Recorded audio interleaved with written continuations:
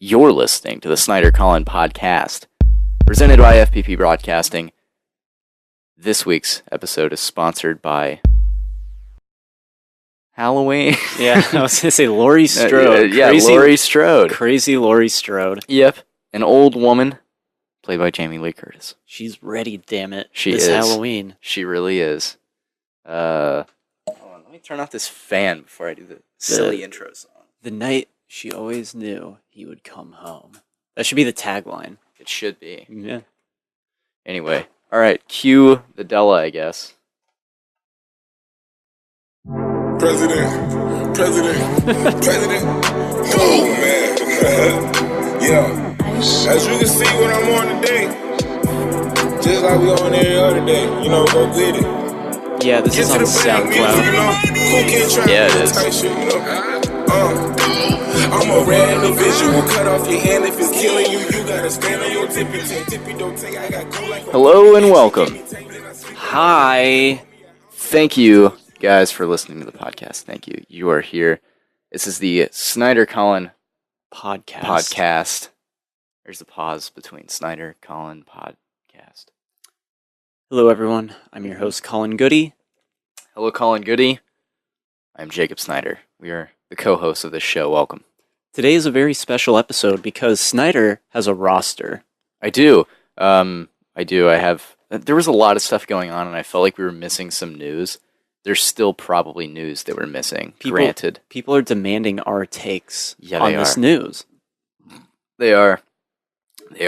Before we get into any news, what's on Twitter? Yes. How was your day? How was your week, actually, in fact? It's been going. It's been going all right. It's certainly been a life that I've been living in between podcasts. For sure.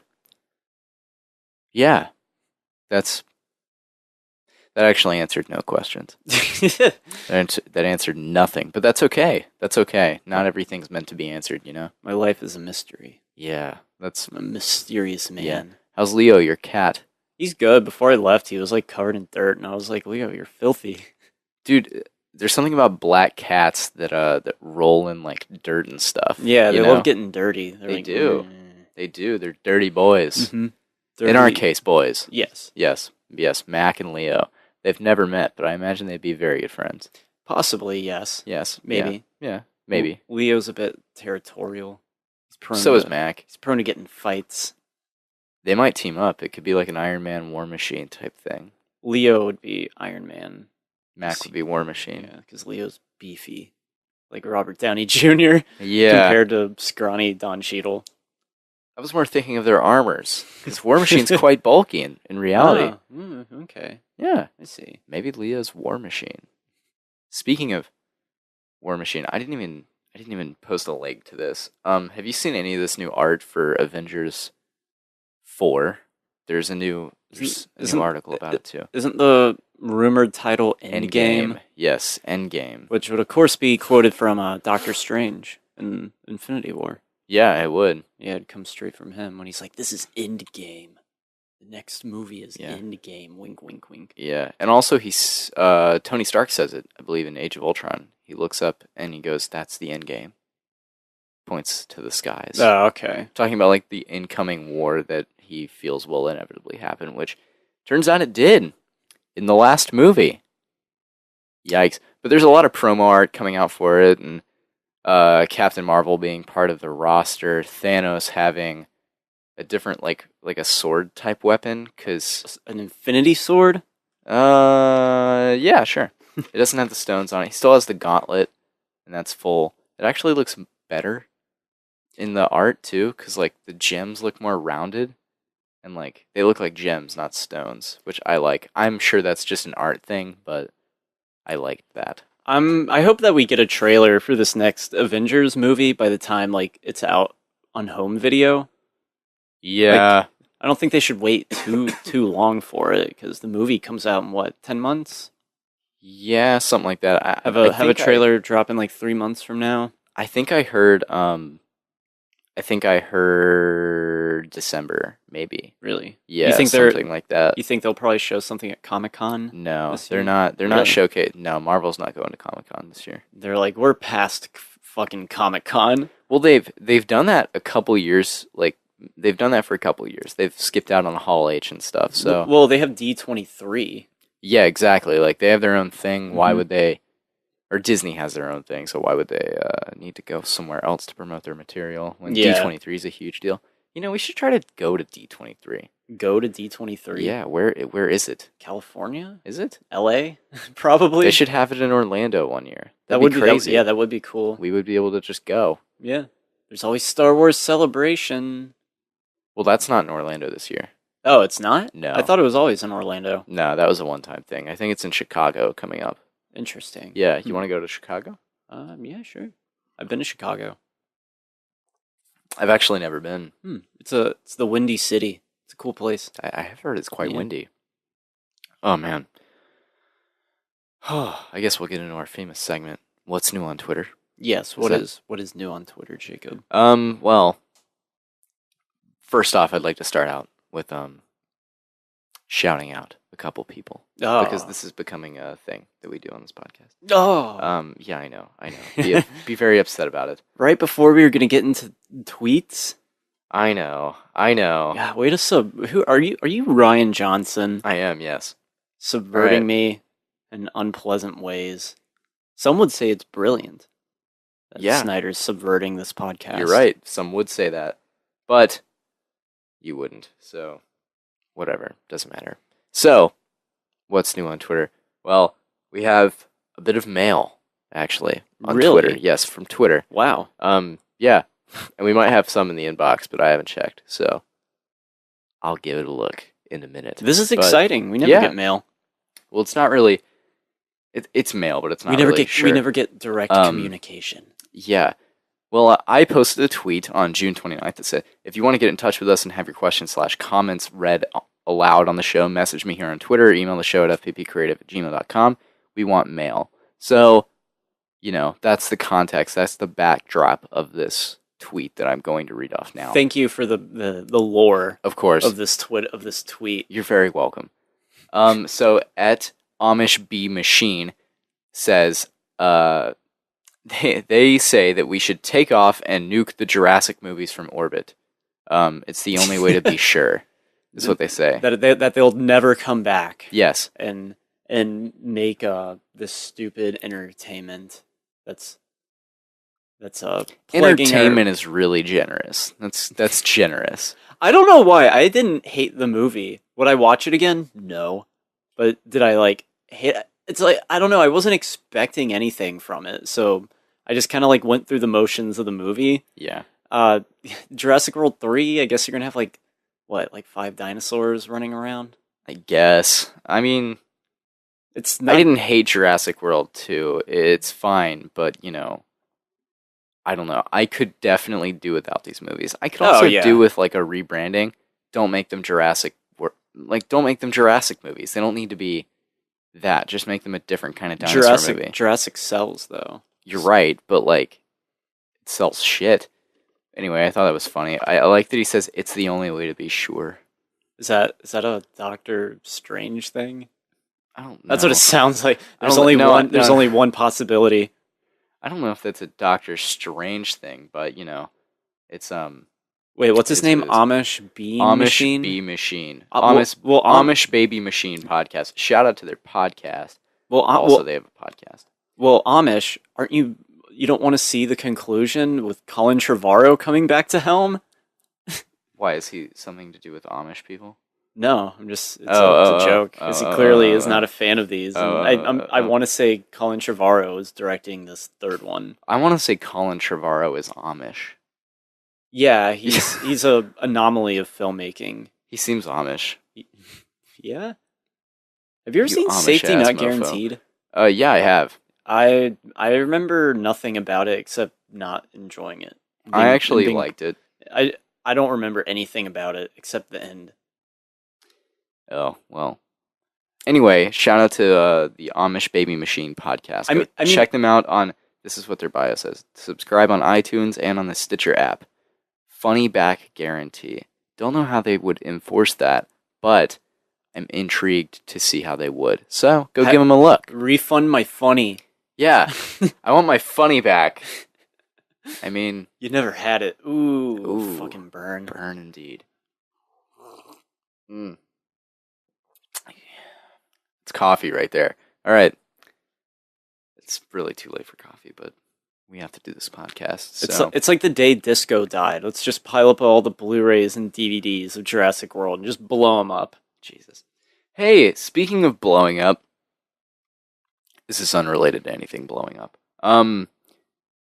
Do you like podcasts that are fun and lighthearted and by country men? Yes. Yes. Wow. Well, guess what? I have the podcast for you. Then country might be an offensive term. I don't know. Any hoozle. I don't think country's an offensive term. Maybe to them, I find them country. Granted, we're from the panhandle of Florida.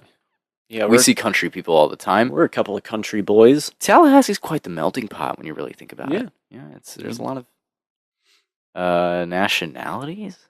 It's not a nationality at all. I'm definitely saying that wrong, but whatever. So, I have a podcast for you. It's called All the Good Names Are Taken Podcast, ATGNAT podcast at iTunes and all the places that you get podcasts where you consume your media. All they're the really good, cool guys. All the good names are taken. Yes. That's a familiar title to another podcast. This is like a monthly podcast though, and it has a similar name. But they talk about video games. But anyways, yeah, these guys are cool. They're just a couple of guys. They might be 3 guys. I don't know. The guy I always interact with on Twitter. We've been interacting quite often. He's a really nice guy. Pretty cool. But they're really good. They're really good guys over there. You guys should check them out. We've had a couple very wholesome interactions on Twitter. So, and they're friends of the show now. So, awesome. And they also said that if we're ever in Tennessee, I believe Memphis is what he said. Memphis. I can't remember. I need to go on Twitter more. I go on like spurts of like serious Twitter activity where I'm like replying to everything and like I'm tweeting a lot of people, and then I go for like months without tweeting shit, and it's really that's bullshit, Jacob. Yeah, you need I know. to be on your I know. Twitter game all the time. I really want All to the have my time for cake and us. eat it too, don't you? Don't I? Oh shit! Sorry, they're in Mississippi. I'm an asshole. Mississippi. Yeah. Yeah, you are an It was asshole. with an Memphis? M. Okay, That's a city. Memphis, Mississippi. Mississippi's Jesus. an entire state, Jacob. You know, I'm sorry. It's got a river. Um, It's got a river that runs through it. but we I believe. I've never been Mississippi. to Mississippi. Yes, it does have the Mississippi River. But they're really cool guys. We exchanged information on like podcast setups because their setup's very similar to ours. Oh, okay. Yeah, for the birthday, the 1 year spectacular, as it's called on iTunes. I on Twitter to commemorate, I tweeted a picture of our setup. It's an earlier version of the setup, but it's still relatively the same here. But I tweeted a picture of that, and he replied, and his is eerily similar to ours, and it's just like, oh, we're all broke. Like, it's so fun not having money, yay! But it was it was a nice little interaction, and now we're good friends now, and so we should do a crossover one day. That'd be epic. I'm gonna have to. I'll have to check out their podcast. All the good names are taken. Yeah, and but it's the abbreviation that's on. Like you search the abbreviation, so it's like ATGNAT. Yeah, Okay. podcast. That podcast, cool. I will link them in the description, Yeah, as you well should. as Amish Baby Machine or whatever Amish Baby Machine podcast, whatever it is. I don't know. Links will be available. Yep, they're all linked below. But Is there anyone else to shout out? no, I think that's it. Yep, that's it. All right, So awesome. Thanks for checking out, guys, and definitely make sure to check out this podcast Yep. as well. Yep, go take a look at those guys. They're very nice. Oh boy. I can start us off with some news. Yeah, please. All right, I so- have a list of news, but it's probably on here. So So, all right, the highly anticipated It Chapter 2 is in production. They're shooting it. It'll be coming out September next year, and it's been pretty fun with all the cast that's been dropping. Yep, We pretty much have the full cast at this point pretty much. Yeah. for the Loser Club, the adult versions. Those have been pretty cool, but there's one cast that was announced, and it blew my mind. I was not expecting it. And in a way, I found it more fascinating than like the actual main cast. Yeah. And that is French Canadian actor director Xavier Dolan is playing the character Adrian Malone. Or Mellon? I think it's Malone. Yeah, you mentioned this to me, and I find this interesting too. Yeah, because I was like freaking out about it, and you're just like, who? Yeah. Like what? Like who cares? Yeah, I was, unfortunately. But Xavier Dolan, it's like Xavier Dolan, if we were to pronounce it in an American accent. But Xavier Dolan, I haven't really seen him act too much. He had a brief role in a notorious French Canadian horror film called Martyrs. Have you ever heard of Martyrs?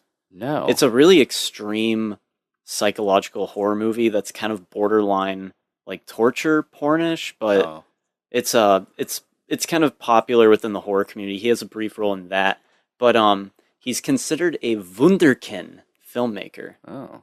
Because he's made like maybe 5 movies or something, but he's a very, very incredibly talented director. Oh. At such like a young age too. Yeah.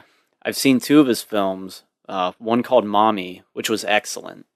And not to be confused with Good Night, Mommy, Yeah, which that's I immediately confused it with that. Yes, So. not that movie, but Okay. he directed Mommy, which is just this like character piece drama about a woman trying to raise her like son who's kind of crazy, violent, has like developmental issues. Yeah. And it's shot in an unconventional aspect ratio. Very good performances. Just very well made. So check out his movies, Xavier Dolan. What is it shot in, like 4:3 or It's like portrait mode? Yeah, it looks like That's bizarre. It looks like a phone, and it sounds stupid, but it serves a point in the movie. Oh. Because at one point it like clicks, and you're like, "Oh, okay." Interesting. Yeah. Interesting. Where'd you watch that? I rented it off YouTube. Cool. Yeah. But this character in it that he's playing is a openly gay man in Derry Yeah. who gets attacked. He gets like beaten up by like homophobes, and eventually he encounters Pennywise. And it's the second chapter of the book. Mm-hmm. It's the chapter right after Georgie dies. Yeah. It's set in like the 80s. Yeah. And it's one of the best chapters in the book, and I'm glad that they're bringing that part into this movie. The listener might be confused. In the book, the 80s is the present day version. Yeah. And the 50s is the flashback where Georgie dies and stuff like that. Which of course is being retconned for now. Yeah, so like now it's the 80s is the flashback, and present day is obviously present day. It's today or somewhere around it. But the Adrian Malone character is 27 years later. Yeah. And he kind of has something to do with like Pennywise returning. Not to get too much into it. If I'm correct, like the hatred or like the hateful act of like killing him? Yeah, killed? that type of stuff. That brings Pennywise back. Yeah, that kind of like hatred. Evil. Yeah. So, interesting stuff. It'll be cool to see him in an American movie for sure. It will be. Yeah, that'll be cool. Mm-hmm. That'll be cool. Have you heard about this? Heard about this Jared Leto stuff with being Morbius? I have not read anything into it. I've just seen the tagline. I don't like it. Tagline? What's this? Not tagline, just the heading. Oh, like the news. Yeah. Well, the Hollywood Reporter. I have an article by them. I don't like it. I don't like it one bit. But we'll see. We'll see. I don't really like it either. It seems like lazy casting. I agree. It is very lazy casting. It's like get Jared Leto. He can do it. He's weird enough. Yeah. I'm actually afraid for the on-set videos that are going to come from this about like is he drinking people's blood? Yeah, he's sending people leeches. Yeah. I don't know, dude. I just drink blood, dude. I don't know, dude. I just drink blood, dude. That's what he's listening to. Yeah, Death Grips here, the snitch. He's he's sending people plasma screen TVs. Get it? Oh, wow. Well done. I need your plasma. Well done. You know what? That would honestly probably be a welcome addition to the set. Well, But, I don't get it. It's like, okay, first we're hearing Jake Gyllenhaal as Mysterio. Now they're like, oh, Morbius, Jared Leto. It's Marvel like snatching up all these it's like good it's actors. like I even have like a hard time like believing it. The Jake Gyllenhaal thing it's happening. No, yeah. I'm talking about the Leto. Yeah, I don't think Morbius. this is gonna happen. It sounds like just too much. Is it going to be in like a Venom thing? Like, yeah, is it, it's like a Venom. So- it's the Sony verse. so it's not even going to be in the MCU. It's gonna be in the MCU, but with like limitations. In the same way that Venom is technically in the MCU, but it's not really, because like It's like the Netflix. it could be It's like, considered. it's like the Netflix TV shows. I would figure it's one layer removed from the Netflix TV shows. It'll probably never reference things that have happened in the Marvel Cinematic Universe, but like technically it could be considered part of them. Because Spider-Man could Yeah. potentially make an appearance. Yes. I don't know. Speaking of the Netflix shows, I recently watched Luke Cage season 2. How did you enjoy that? I really thought it was like okay. And then the season actually kind of capped off on a strong note. Like surprisingly so. I was shocked. These shows are still way too long though. It's 13 episodes. They don't need to be this long. The Defenders was only 8, and that needed to be 13 episodes because it's like it's the fucking Netflix Avengers. Yeah, like the crossover event you've been waiting for. yeah, I don't know why they did that. Like that seems like such a marketing misstep, in my opinion, to make the Defenders 8 episodes and everything else 13 episodes. It's the only one of these shows that hasn't felt the length of those 13 is the first season of Daredevil. Because even the first season of Jessica Jones, even though I think it's a flawless season, really do. I think it's actually better than the Daredevil season.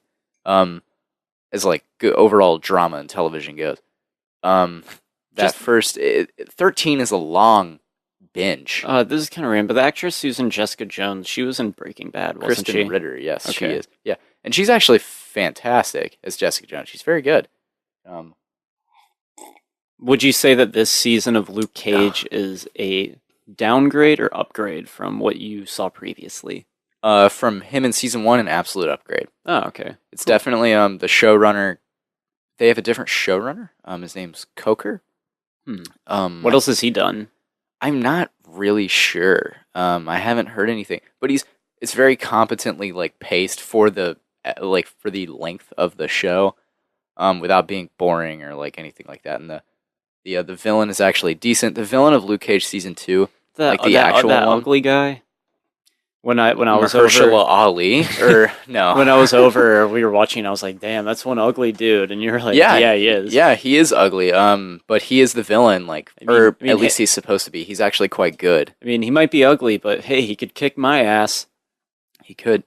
And he's Jamaican in the show, and I didn't know this, but the actor is actually I should really look the actor's name up, but he's actually not Jamaican. He's an American. He's doing a very good Jamaican accent. It's very convincing. I thought in every way he was Jamaican, but yeah, it was actually a surprisingly good little ending to the show, and I caught myself wanting to watch more, which is rare with these. Just restart everything, Jacob. Yeah. Start back from Daredevil season 1. I guess I You should. can binge. One thing Just how Netflix wants you to. You're right. One thing they definitely got right, surprisingly so, was, I don't know if we ever talked about this on the show either, was Iron Fist. Yeah, didn't you say it was like horrible? Iron Fist, the show, was the first season.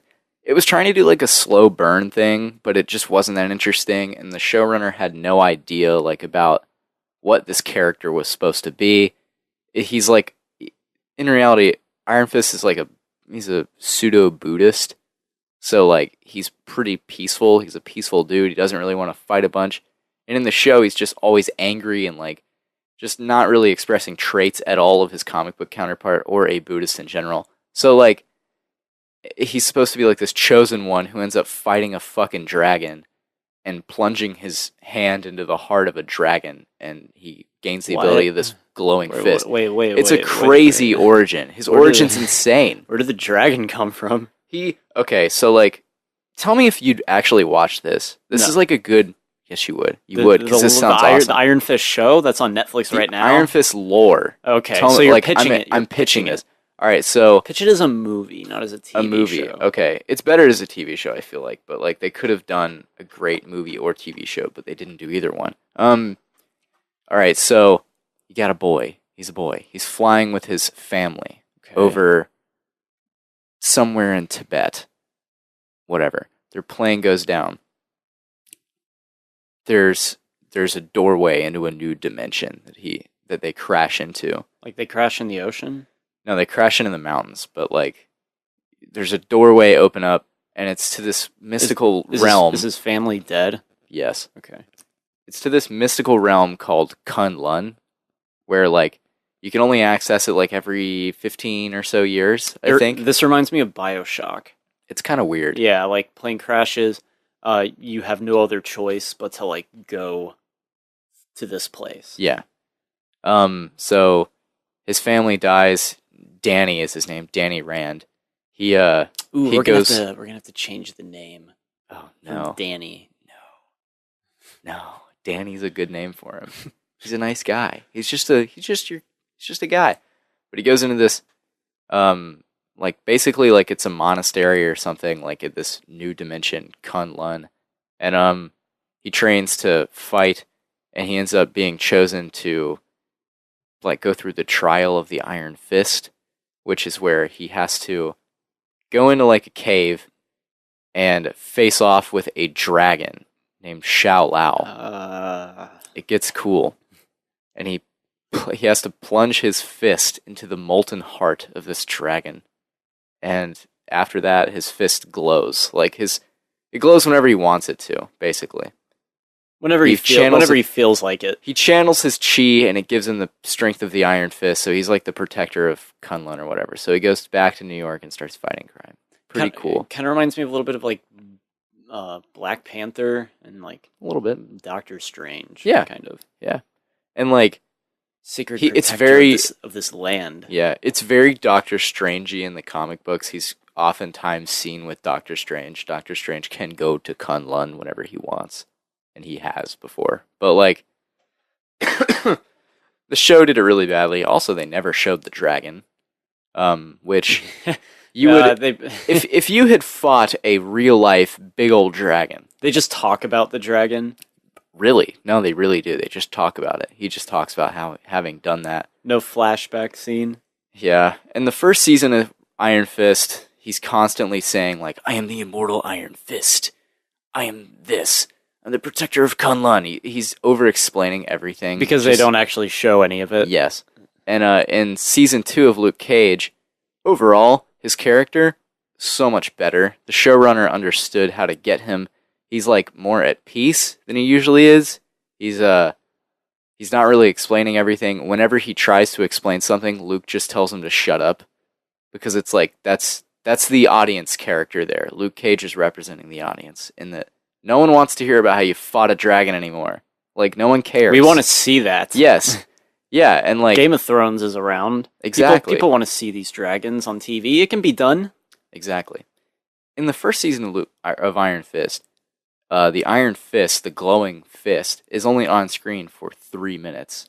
What? Yes, 3 staggering minutes. And he has it throughout the entirety of the show. It's not an origin story for how he gets it. He has it. From episode 1, he has it. And it takes 5 episodes for him to show it, and then he never really uses it. In the episode on Luke Cage, he's using it quite often, which is good. You should show being done. They're like, apparently they want to see his fist. Yeah, oh god. And it's a cool effect too. It's like it's glowing from like within his fist, so you can see like his veins and stuff in there. It's pretty cool. It's kind of like when you put like a flashlight exactly. on your palm. Yeah, it's like a massive flashlight, and like and it's not really like explained how it works, but like you don't need to. It doesn't need to be explained. It's just supposed to be cool, and it is. It's a cool image seeing the two of them, because like in the comic books, they're Power Man and Iron Fist. That's Power Man. Power Man is Luke Cage's name in the comic books. I thought it was like a superhero. I'm Power Man. That's technically Luke Cage's name, but he doesn't like it. We need power. Yeah, we need power here. In the comics, they do a thing called the Heroes for Hire, which would be cool. It's where they're superheroes, but they take money for it. Have you ever heard of the superhero, the elongated man? Mm-hmm. You have? Mm-hmm. What? You know who the elongated man is? That's a DC character. Yeah, I believe so. I believe it's DC's He's version actually of on that. Mr. Fantastic. Yeah, there's also I think. Rubber Man or no, The only reason I know the elongated man is because I've seen like a picture of like a comic issue and like another comic like advertising other ones, and I just always remembered that it was like the elongated man. It's really dumb. I think the elongated man is actually on the Flash TV show now. Really? Yeah, I don't know anything about that, but I think he is. Fun fact. Anyway, long story short, Luke Cage Season 2 is actually surprisingly better than I thought it was. And it leaves on a morally ambiguous ending, which I was surprised at. Because, like, I don't know, it's a nice little ending that's kind of challenging to the show itself. It's like, damn, if this is the last season, I wouldn't be upset.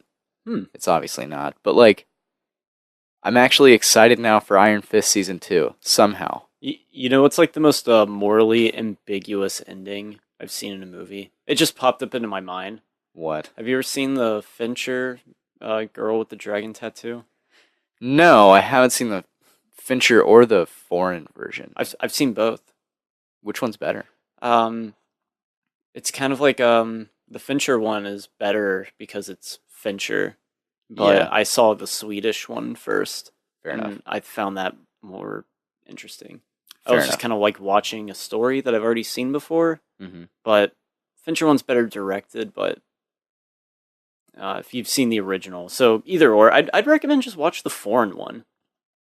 My parents saw the foreign one, actually. Yeah. Yeah. Have they made more of those movies? Because that's a series. They made a whole trilogy with Noomi Rapace. They rounded out the trilogy with her. Really? Yeah. So there's 3 of those. I don't know how much they range in quality. The first one's pretty awesome, though. I remember I liked it. And I didn't see the sequels for whatever reason. I didn't even know they were advertised. We are getting a sequel. To the Fincher one, or? Yes, but it's a new cast. Oh. Yeah. So Yeah. Noomi Rapace played Elizabeth Sanders or in the something? foreign ones? Yeah, and Gotcha. that was kind of like her breakout role. Interesting. Cool. Just I don't know. But, so yeah, check out Luke Cage and check out that morally ambiguous ending to the Fincher girl with the dragon tattoo. Yeah. Yeah, that's awesome. Oh god. Let's see what else we got on tap. Oh, we can talk about Glass. Oh yeah, we can. Yeah. So we're expecting to get a trailer for the new M. Night Shyamalan film Glass, July 20th. They're premiering it at San Diego Comic-Con. Yes. I'm very excited to see that first teaser. It's coming out it's around the corner at this point, like 6 months from now. Yeah, it is. It's Yeah, it's six months away. yeah. Damn, time's it's flown. set for January 18th. Yes, and So- and that's when Split came out too, in Yes. January. Yes, and we have a new poster for it as well. Yeah, the poster. I like it. Yeah, it's a good poster. It is a good poster. It's colorful. It showcases the 3 main actors. It does. It heavily advertised that it's a sequel to Unbreakable and Split. Well, Split obviously, but Unbreakable is kind of the big one. It says from like M. Night Shyamalan, the director of Unbreakable, Yeah. which you never use for an M. Night Shyamalan movie, like The Visit. You know, from Yeah. the director of Unbreakable. Yeah. I mean, it's obviously this is a sequel. Yes. It's nice. It's a great poster, really. It's pretty cool to see like James McAvoy, Bruce Willis, like Sam Jackson, like all on the same. I don't know. I like it. It's it hints at the whereabouts of like our characters in Yeah. the movie. Mm-hmm. You know, you see David Dunn. He's in shackles. Kind of interesting there. That's an interesting little tidbit. Maybe he'll get imprisoned at some point in the movie. Imprisoned possibly with by- glass. Maybe all 3 of them. Maybe. Dude, that What could if be it's it. just a prison movie? Oh my god, That'd be insane. That would be. That would actually be so fucking groundbreaking. I'm gonna guess because you say he's in shackles. Yeah. So what? They all 3 of them, him, Kevin, and Mr. Glass, all kind of in like the same like institute. Yeah, that'd be somewhat cool. I'm hoping this movie's very heavily dialogue driven. I think it will be. Yeah. I mean, have you? You're not on Twitter, so Shyamalan's been posting a lot about like the script and like the writing process for it, and like even before he announced that was what he was working on, he was like, I'm writing this thing and I really like it, and it's pretty challenging to me. You know? M. Night Shyamalan's a really cool guy. He is. Like, he's very open with the writing process. Yeah. You'll see on Twitter. He's done some good course correction, I think. Yeah. I think he has. I think he's got a little bit of like an ego. He had it because they like fed it to him. Yeah. Basically, and that's what caused his career to become like, terrible. You're right. And I'm hoping that he's like reflected on that and been like, wow. Yeah, I like this tweet on June 28th. He tweets, editing away at Glass, pass 8. I'm guessing it's the 8th pass. Fat shedding, seeing it as one story for the first time. Like, cool little tweets like that he drops in there, like, it's interesting. Almost done on the 6th pass of Glass. Lots of music going in from composer Wes Thordson, doing first sound effects pass as well. You know what? Stuff like that. I might do a double feature tonight of Unbreakable and Split. You should. Yeah.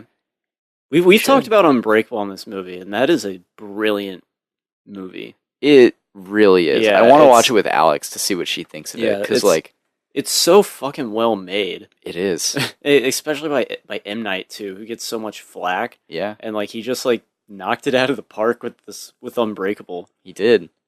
I wonder with this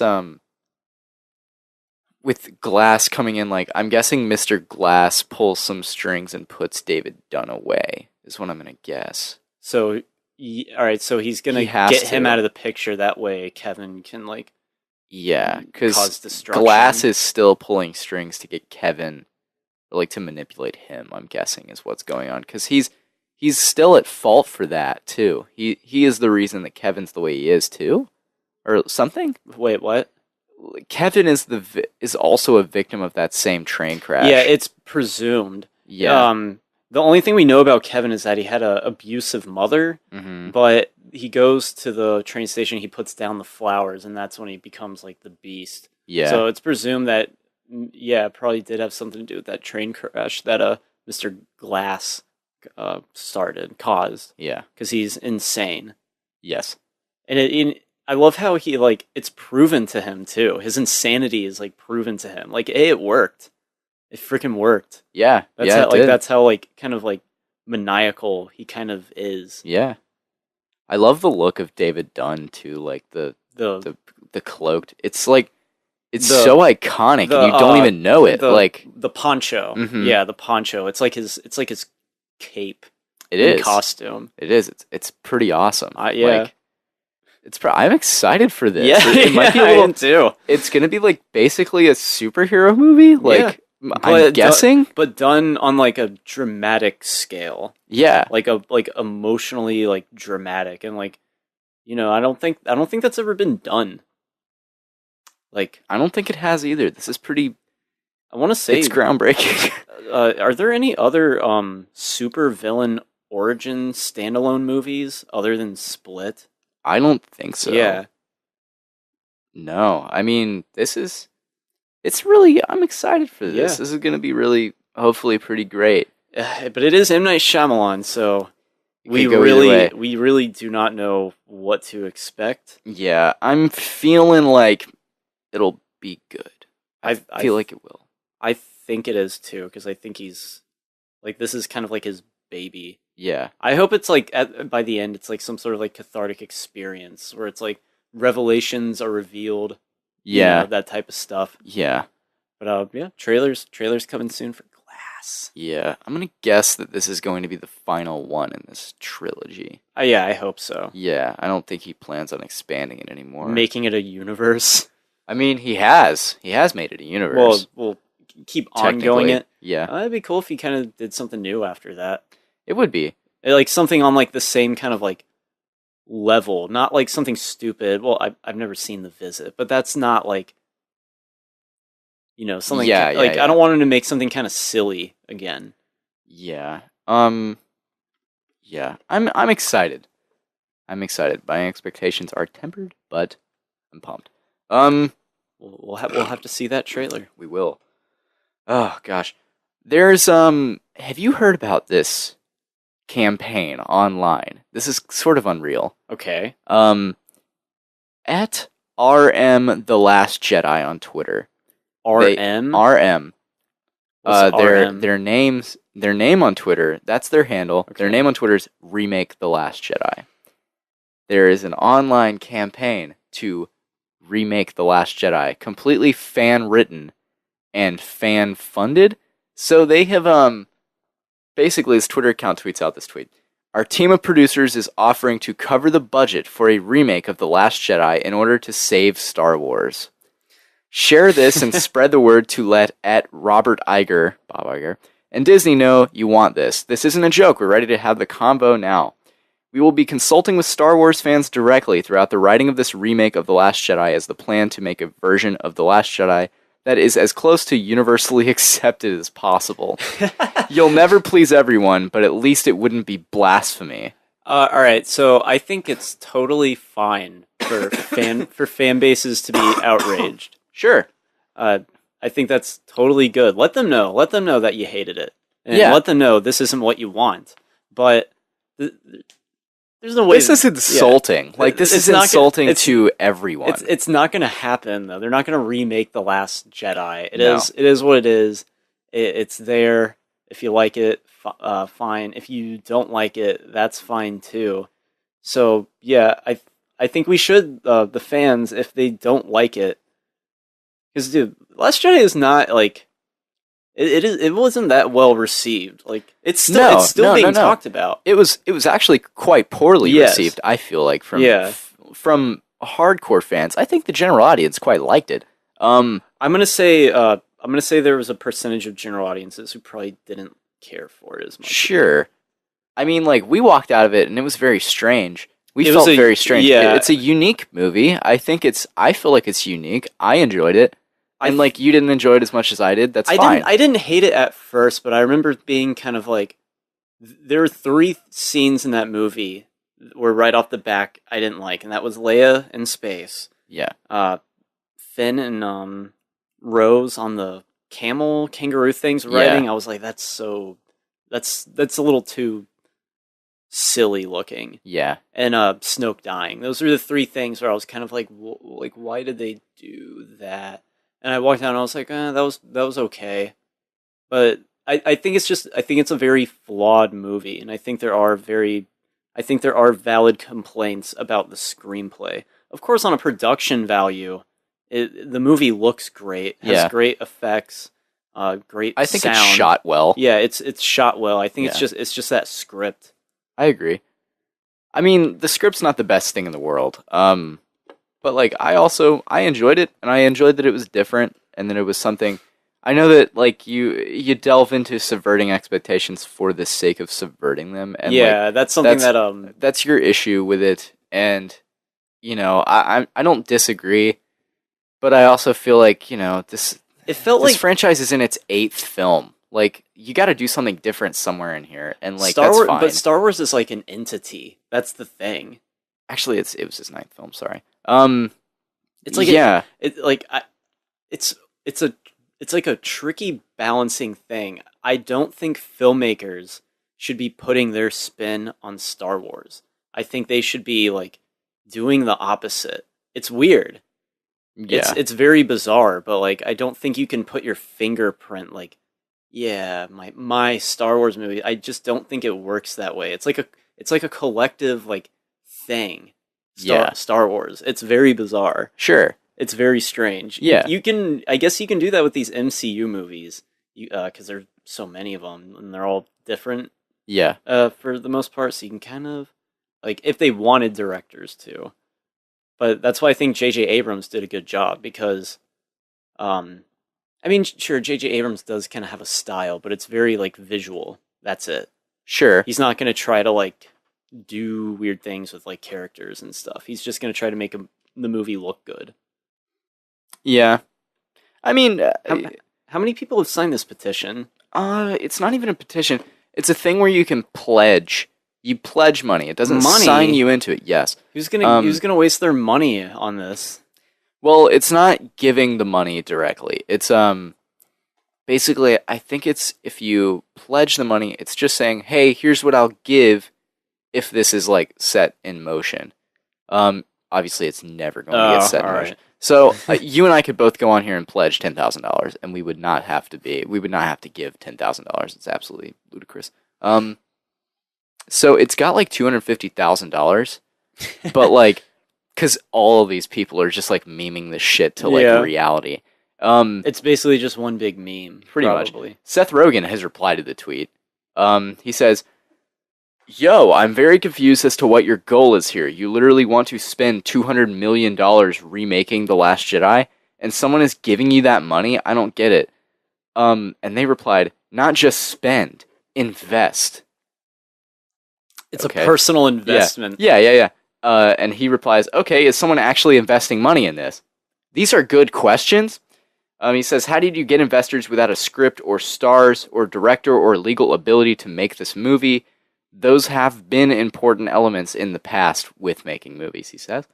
He says, the Remake account says, it's a pretty solid brand, so that's how the investors know they'd have a good shot at making money. To get the legal rights, we would need a meeting at Disney, which would require getting their attention. We got yours, didn't we? What did you think of The Last Jedi, at Mark Hamill? Who has already expressly said he liked The Last Jedi.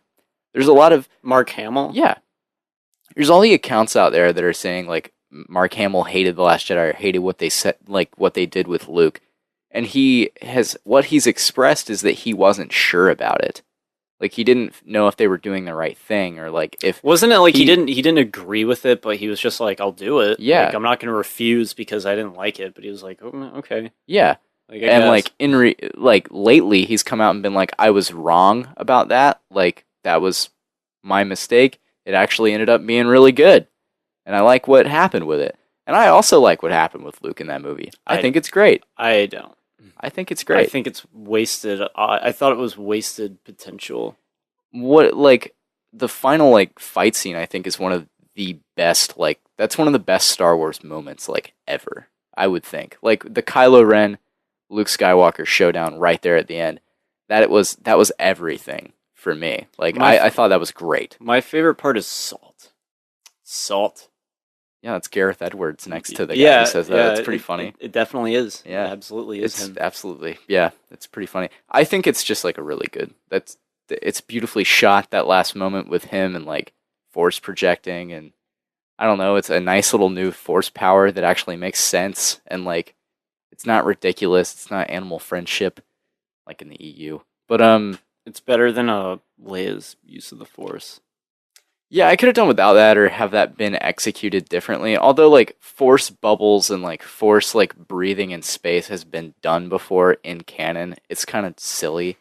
But, like, it should have been done differently. I don't disagree with her use of the Force. It's fine. But, like, I just think it should have looked different. I have a take about Carrie Fisher's role in Force Awakens and Last Jedi. Give it.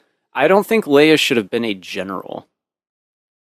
I think it's silly that she's like a commander still. Well, she's not a princess. She would have moved up in the military, don't you think? Like, it's been like 30 years. I feel like they should have used Leia more sparingly. Fair enough. I mean, like she's still like commanding ships like in battle.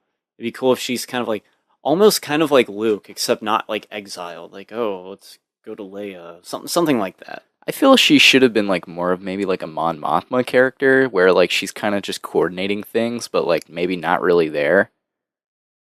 But I don't know. They need to put her in danger because it's tense and like it's like her son fucking is about to blow her out into space, and then he doesn't. But then some stormtroopers do it, or TIE fighters do it for him. Yeah. Probably not even nice. Probably not even realizing. Yeah.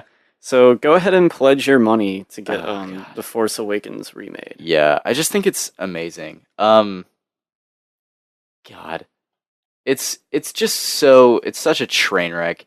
I'm gonna read the rest of this thread because it's just very like it's very alienating to fans that actually liked it.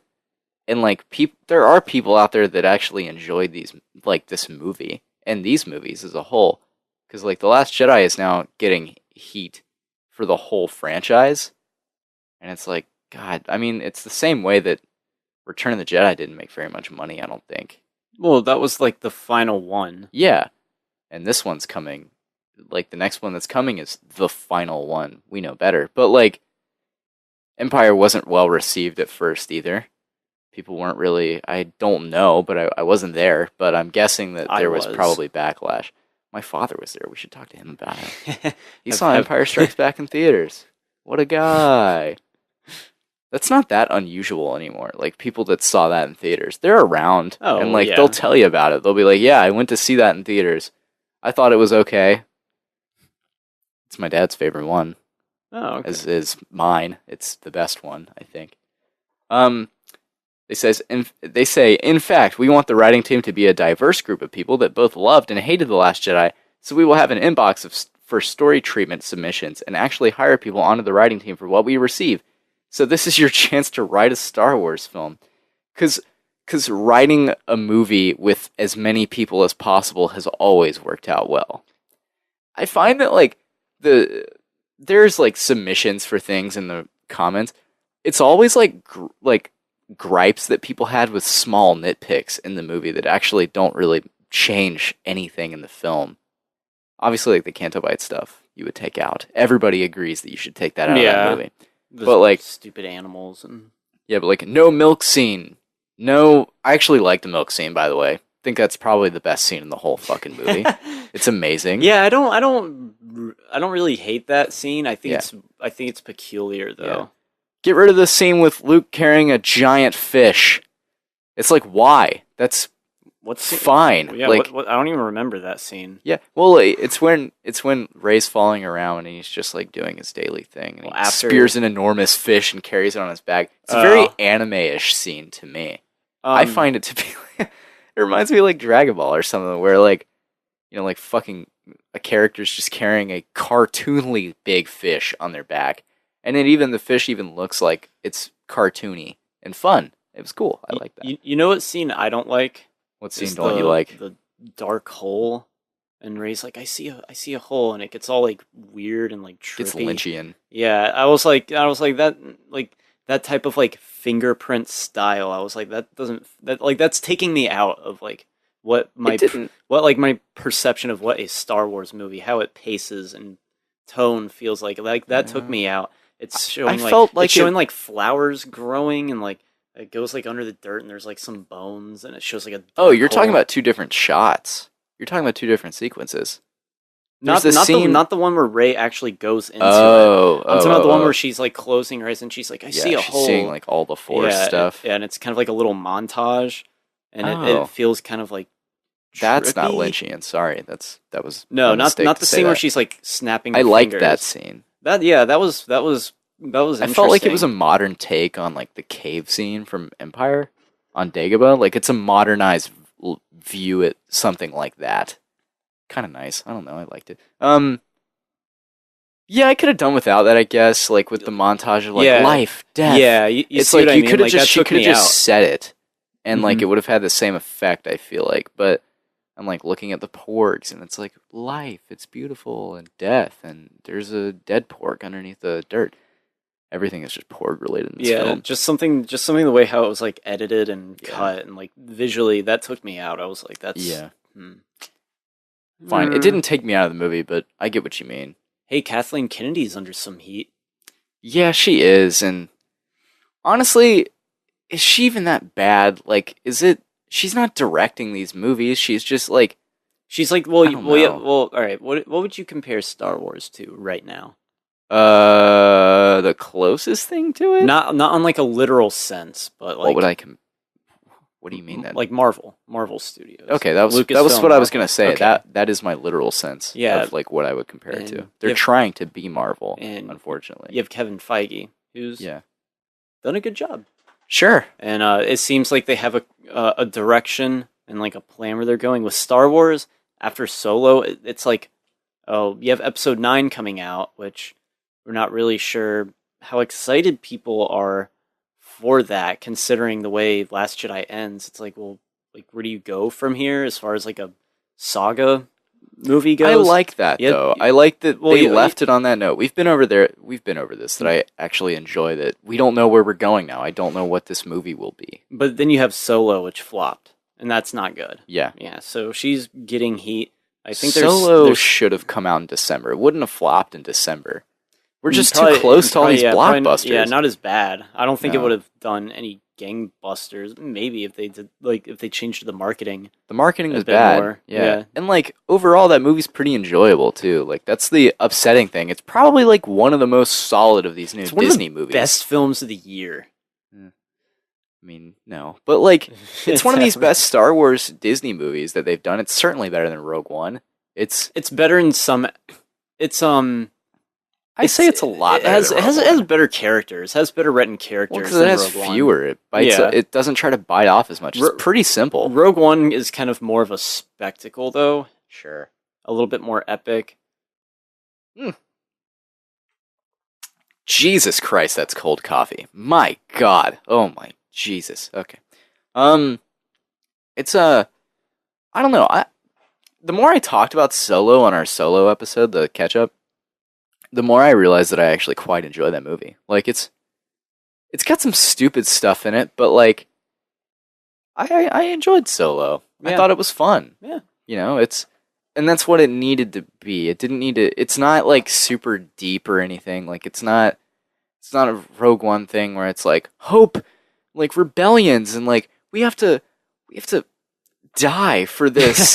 Like let's all die. Yeah, it's I don't know. It's not as fucking dour. So fucking epic. Yeah, I don't know. It bites off. It doesn't bite off more than it can chew, like Rogue One did. Rogue One bit off way too much, and it didn't execute it. And like it had terrible characters, but like Solo's pretty good. You know, like I buy Han, I buy Lando, I get the Woody toys. Harrelson. Yeah, I literally bought them because I'm a Glover fanatic. Yeah. Oh God, there's Glover. There he is. He's like there he is. He's like eyeballing a droid. Yeah, he's like, Yeah, that's the look on his face. I see a squid man that I want to bone. It's I don't know. It's something. I don't know. Let's go ahead and move on to a new trailer, which debuted a little while ago, but Jacob was in L.A. He was sipping champagne with the elite. Yes, I in was our society. So I was sipping rosé with Judge Judy.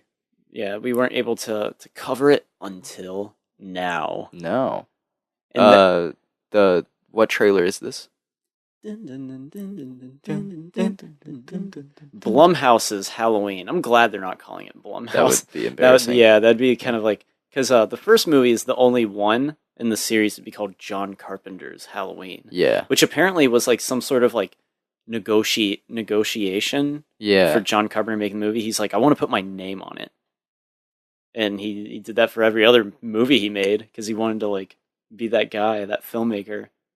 Because that's kind of cool. Everyone kind of fantasizes about, like, you know, your name, movie title. Like, that's cool. That is pretty cool. But now Jason Blum has that right. Yeah, Blumhouse's Truth or Dare. Yeah, even though he's just the producer, I like Jason Blum. Like, I he might not be the best guy in the world, but he's making cheap movies, and they're getting profits off it. Sure, and he's a good businessman. Yeah, he's like a Roger Corman. Like, oh yeah, I make cheap movies. We make our budget back so we can keep making more movies. Yeah, it's kind of cool. Yeah, there's nothing wrong with that. I'm not going to be shocked if it comes out later that he's spending all of the profits on these on Blow. Yeah. Totally cool that though. I mean, you know, Hunter mentioned one night he was up at the place we work, and he mentions that Jason Blum is very obviously salty over it. Like he's upset about that. Yeah, it was relatively cheap to make. Yeah, and it made a shitload of money, and it probably like the budget compared to Jason Blum is like astronomical. Though he's like, our movies cost $2 million in marketing alone. Yeah.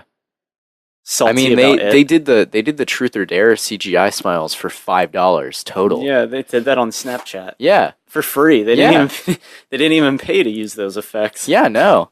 They're now in a lawsuit with Snapchat over that. I'm just kidding. So this what about Jason Blum? Jason Blum salty about it. I don't know if I'd say he's salty. He might be ecstatic about it. Hunter was referencing a podcast that he had listened to that was like Jason Blum was on there. Maybe it was like a Joe Rogan thing. I don't know. Oh, okay. But like he's like, oh yeah, good for those guys or whatever. Yeah, good for them. And the way Hunter portrayed it, he's very salty. I don't know if that's actually true, but it's good comedy. So, yeah, that is pretty funny. It's fun. It was a fun little joke that Hunter made. Right, so shout out to Hunter. Yeah, I'll be seeing him this weekend. Yeah, love that guy. Anyway, the Halloween trailer. Yeah. What's your give me your take. Give me your hot take. My take is it looks like a movie. It looks competently made. Looks like it'll be good.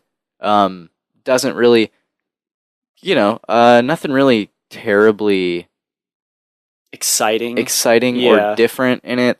I guess it's coming up in this time where like the main character of the original has aged and hardened, and now we have to, it's like Force Awakens. Yeah, it's your Force Awakens. It's your Logan. It's your blah blah blah. It's your BD Wong in Jurassic World.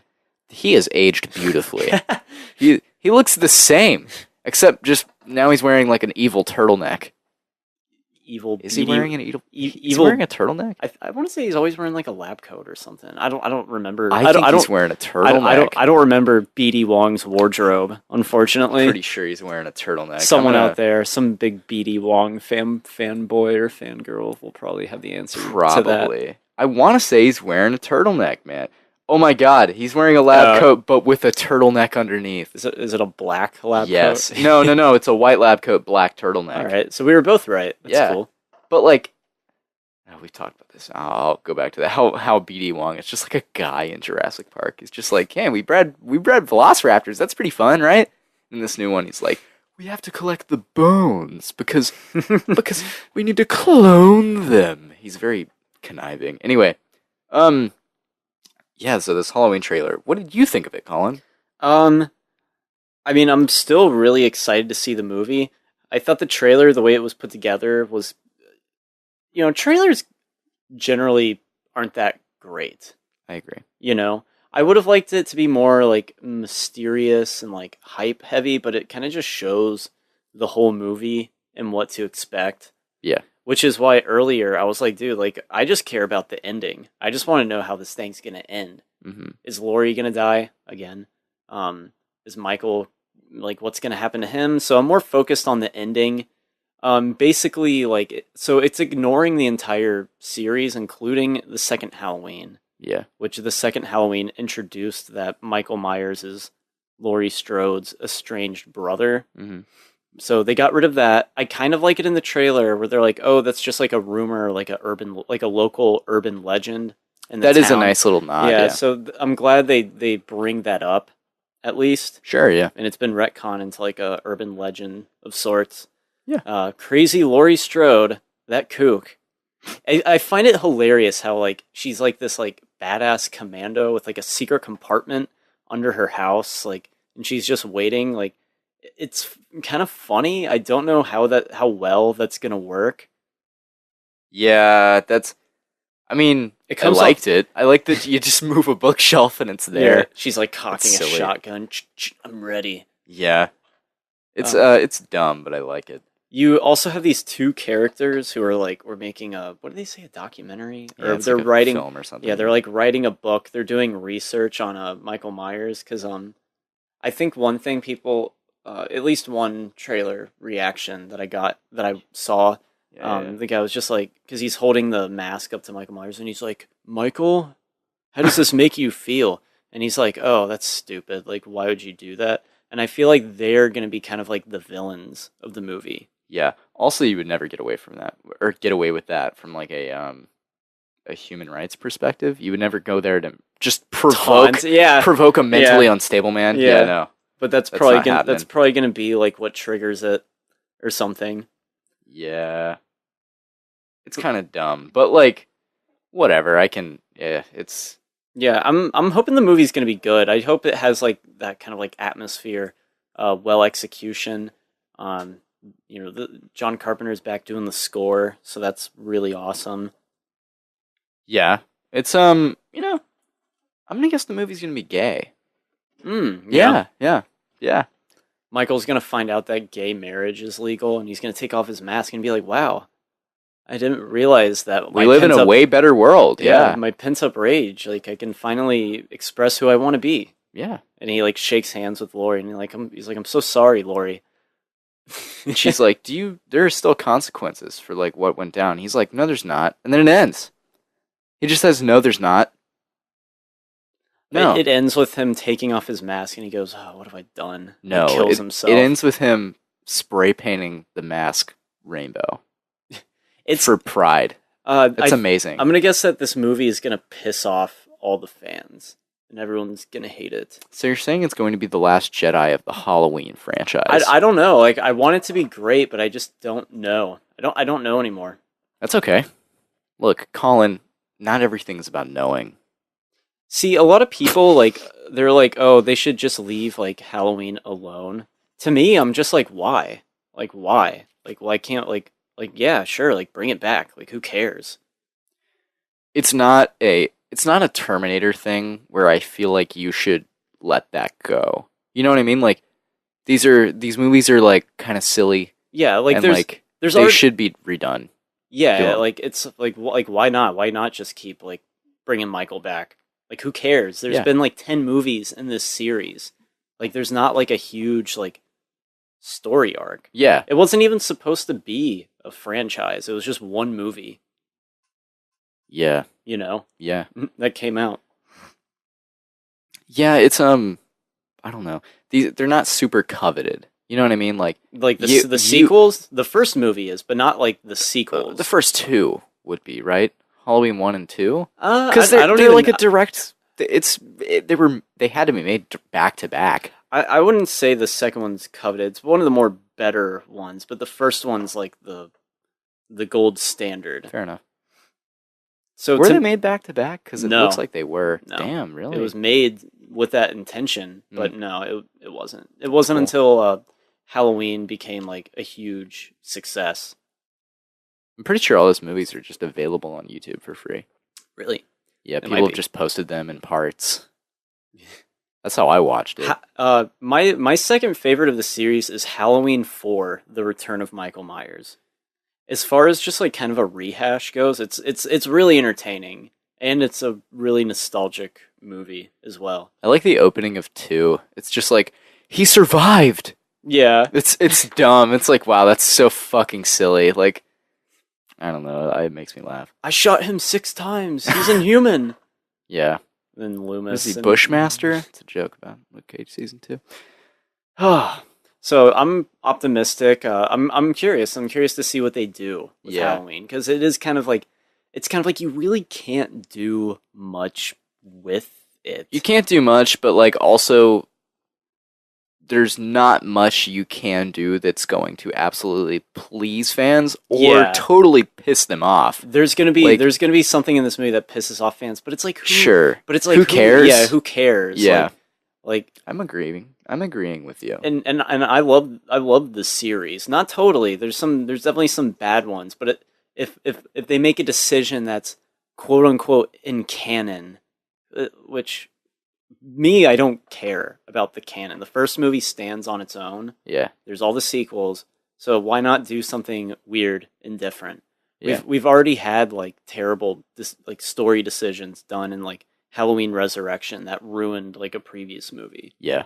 So I'm all for it. Bring it on. Yeah. It has a somewhat talented director, David Gordon Green, who started off doing like indie art house films. And then he branched into comedy with like Pineapple Express. Oh. And now he's doing Halloween. So cool. He seems like a competent filmmaker. Yeah.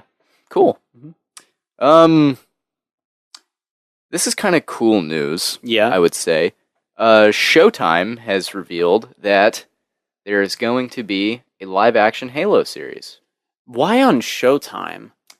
That's I'm guessing because they strange. want to have their Game of Thrones. It's a Showtime. I mean, like, well, Showtime has.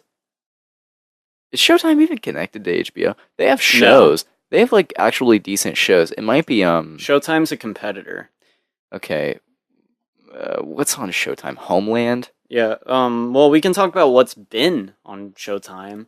I know that they have at least one show that's like fairly profitable for them. It might be. Was it The Sopranos Showtime? Very well may have been. Can you look that up? Yeah, I can. I know they brought back Twin Peaks on Showtime. They had Weeds, Dexter. Dexter was a big show. Homeland. Sopranos was HBO. Oh, never mind. Okay. I mean, That's okay. Showtime's popular. It's one of the big premium network channels. Yeah. But just like a sci-fi spectacle show, that doesn't come across as something that I would expect to see on like Showtime. Yeah. They had like Ray Donovan. Oh yeah, I with, think like- that is. Homeland is. My parents watch Homeland. They really like it. Isn't it about like a brainwashed soldier who becomes like a terrorist? That's what's thought. I think season 1 deals with like, is this guy, was he a terrorist or is he Yeah. now a terrorist? Is Yeah. he like turned? And I it's- don't think he was. And it's the guy from Dreamcatcher. Is it? Yeah, it's the guy who I can't gets remember his name. possessed by the alien in Dreamcatcher. Oh, cool. He's in Once Upon a Time in Hollywood. We need to do an audio commentary for Dreamcatcher. We do. That's your first rated R movie. Yeah, I secretly love it, and you know what? Despise it? Yeah, I wouldn't say despise it, but just No, the you script. despise The it. script is so ridiculous and Yeah. terrible, Yeah. but it's got some good stuff in Dreamcatcher. Yeah.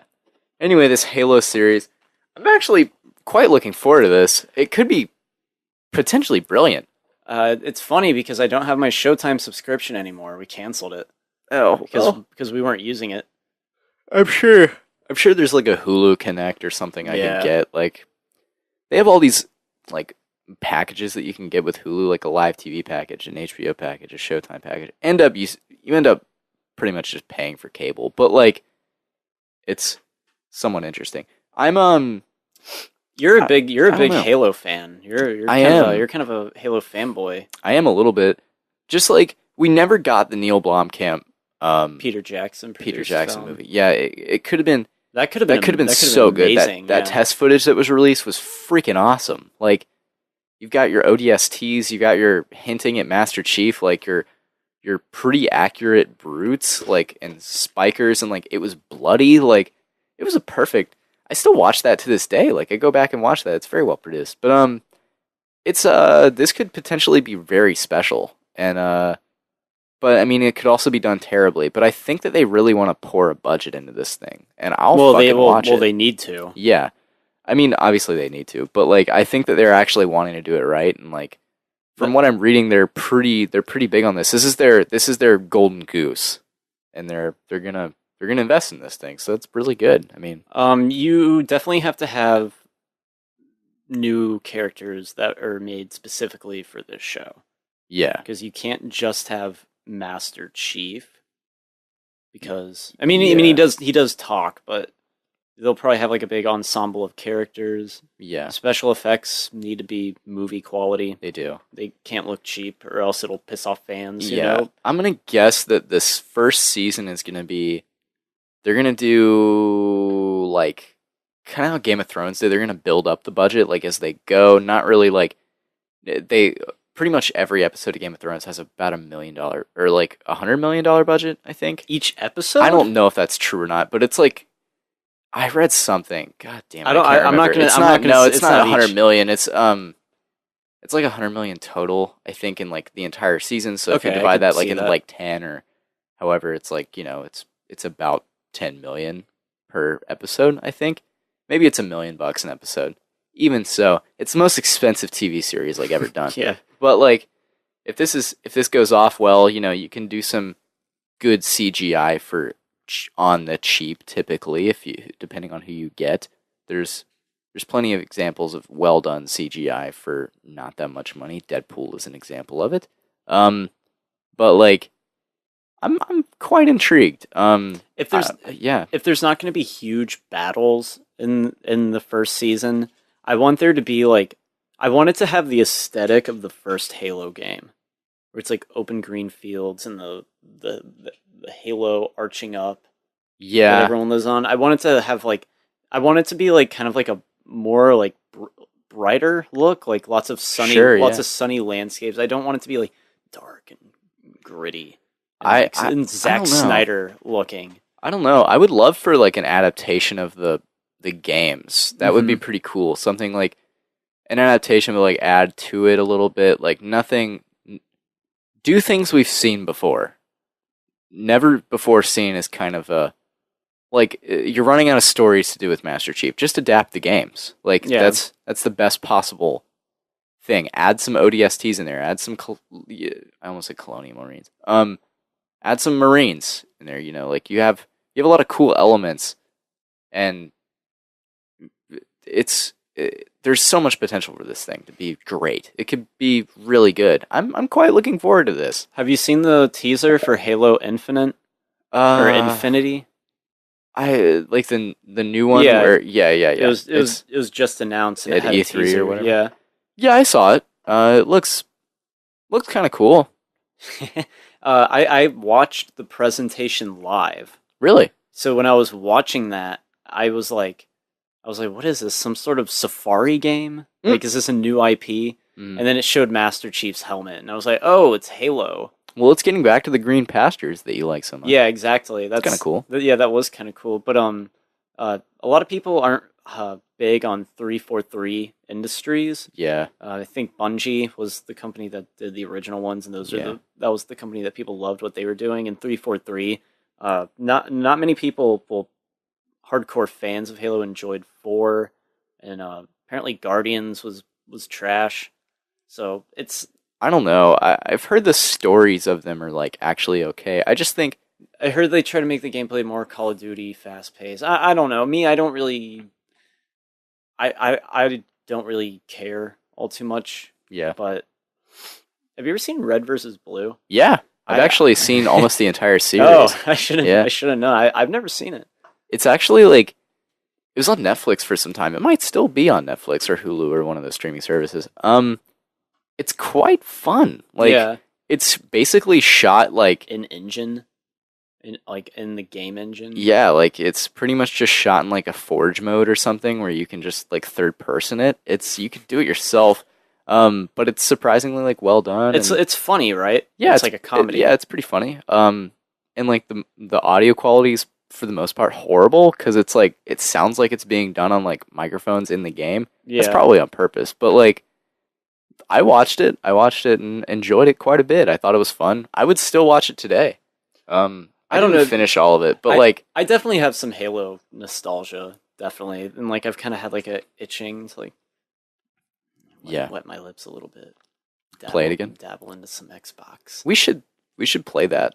Just like Let's let's get a 2-liter Mountain Dew and just Doritos. Yeah, that'd be Get a lot of fun. Get cheese dust all over the controllers. That would be so much fun. But I think that Halo is one of those things where like you can be nostalgic for it, but also you have to understand like it's also a pretty good story. Like Yeah, the story's relatively compelling. It's got a good lead. It's got a good supporting character in your Cortanas and your Sergeant, whatever his name is, the cool black guy that ends up dying in 3. Yeah. He Yeah. dies at the beginning of 3. Yeah. Doesn't he? At the Or no? end. Oh, The end. all right. Yeah. I remember him at the beginning of 3.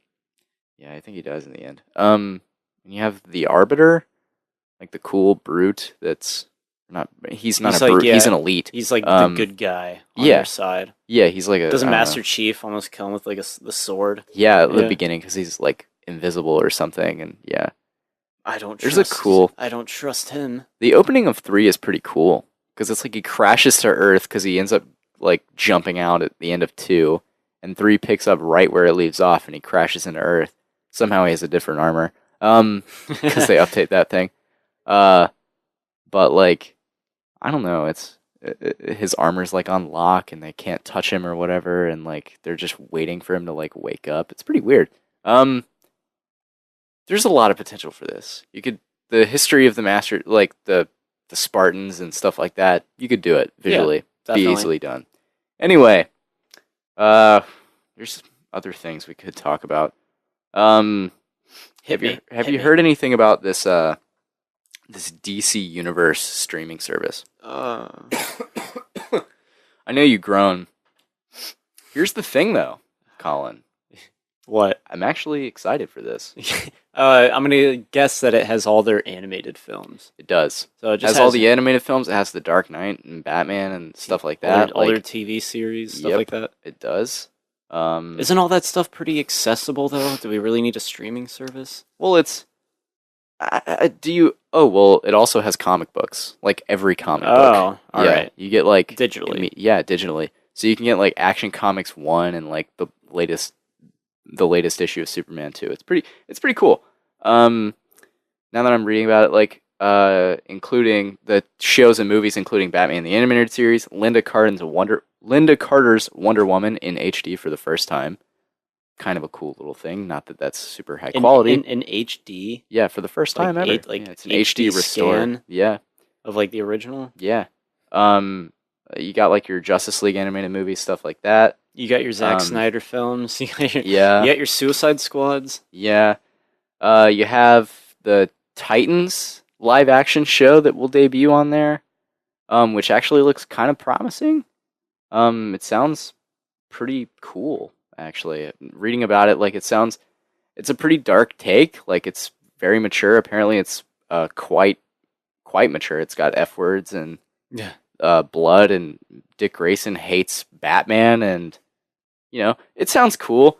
You got the Swamp Thing series, which is being produced by James Wan. Have you seen the original Swamp Thing movie? No, I think is it amazing? I think it's made by Wes Craven. Oh. I think it was made in like the 80s. Oh, interesting. You got a Harley Quinn animated show, which I don't care about watching.